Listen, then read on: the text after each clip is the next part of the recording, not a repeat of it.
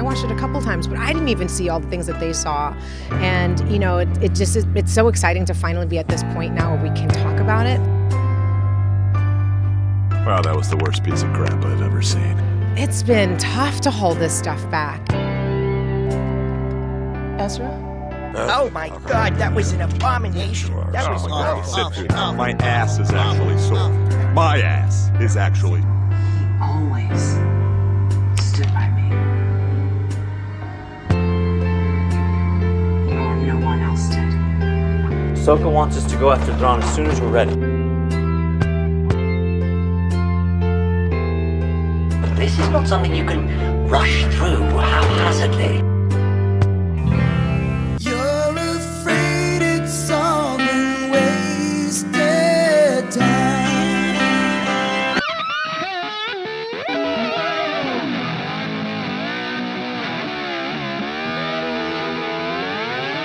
You're listening to Duck Dust FM. Well, Huang said it best himself right there. This is not something you can rush through haphazardly. Yet, as the latest shit-pot pie in an increasingly long line of Disney Star Wars television failures mercifully draws to a close, perhaps the most encapsulating of all the unintended meta lines of this show resonates the loudest. Yes, Ahsoka, Dave Filoni's long-promised extension of his beloved animated shows in Clone Wars and Rebels, drew to a close last night with all the emotional weight and deep-lasting impact of a lightsaber stab on a main character. No, a cameo orgy did not happen as I had understandably expected. No, something far worse was shat onto our plates. Something we've unfortunately seen before. The dreaded Phil-nally. Name for putting a filler episode as the finale and acting like something happened while nothing actually happened, and passing it off as a finale in order to set up the next dumb thing. Recently utilized by Jon Favreau's Mandalorian Season 3, but now coined and perfected by the proverbial perfectly double entendre Dave Filoni.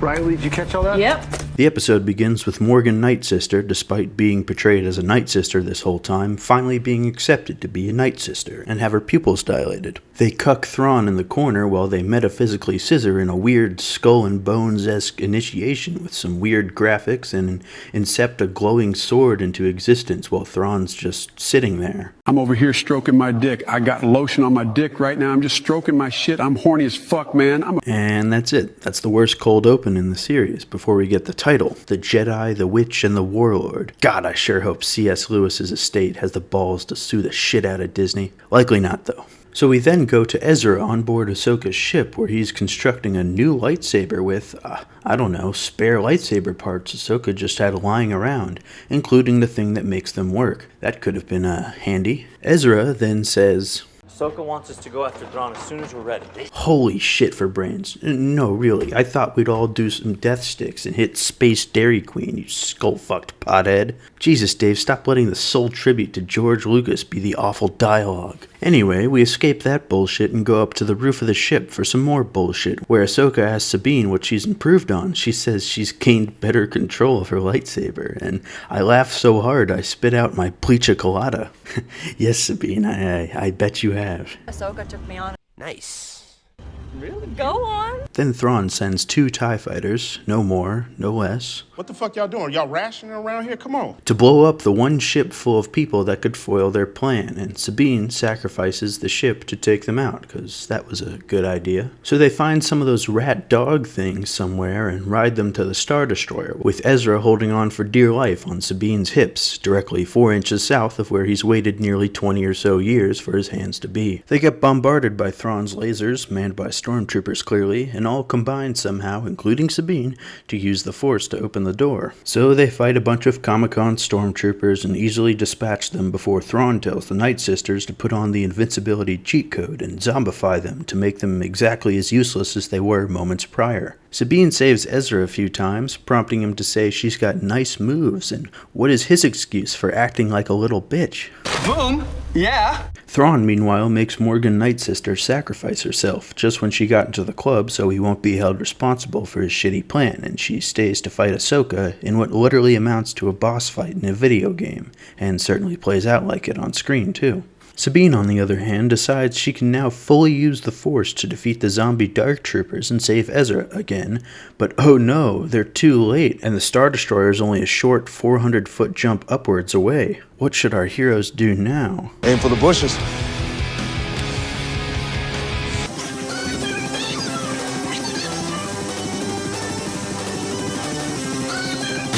Alas, this is Disney Star Wars, and what ensues is horrific hilarity.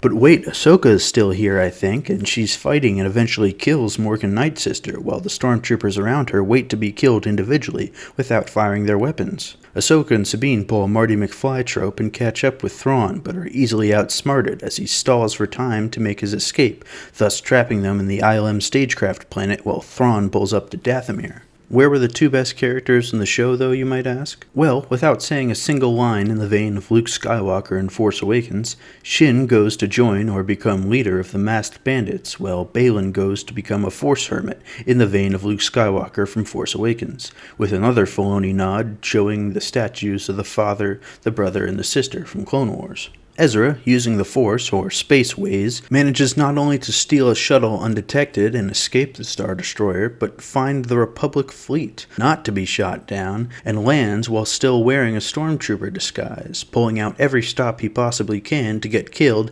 just to have a dramatic reveal to Hera, but who cares? Then, finally, back on planet ILM stagecraft, Ahsoka folds her arms one last time and says some Force things with Sabine before we are given one last sip of our member-berry Kool-Aid with Anakin's Force ghost, so we'll ooh and ah and think this season ended on a high note. Did we win? Nope. Holy cluster Kennedy fuck. Is this a joke? Yes, yes, yes, yes. Are your shareholders laughing? Is the fans that have long since abandoned ever giving you boatloads of money again laughing at shit like this?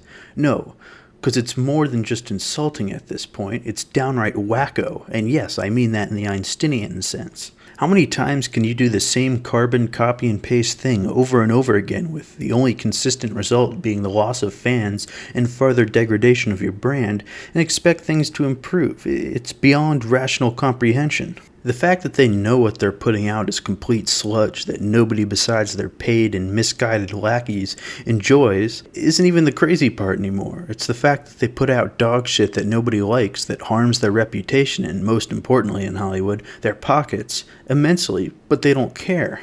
One can theorize what brings a company as rich and as previously cherished as Disney to become an intellectual and financial kamikaze pilot, and may find the right answer or two, but how controlling shareholders can let Kennedy continue to forge down this path all the way into the culmination of the Mandoverse and Rey trilogy is something Tinseltown historians will spend decades attempting to decipher. For the show itself, the shameless cameos, atrocious writing, choreography, and acting, for the most part, are enough to ruthlessly mock it into the Old Republic Stone Age, but ultimately not enough, in my opinion, to be chained up on the death throw of Kenobi, Mando Season 3, and the Book of Boba Fett, though it will forever reside in the cell next door. 3 out of 10 for the series, 1 out of 10 for the episode, with the only redeeming factor being that it's over. Another pointless and barren finale that only serves as a tee for the next one of George Lucas's balls to be hit by Kathleen Kennedy's 9-iron. So, right back at everyone in the Dark Magic Kingdom, Lucasfilm, and whoever else greenlit another golden shower on the grave of Star Wars.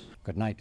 And Go fuck yourself. See you at the movies. Fucking like and subscribe for duck's sake. The Duke. Duck, I says.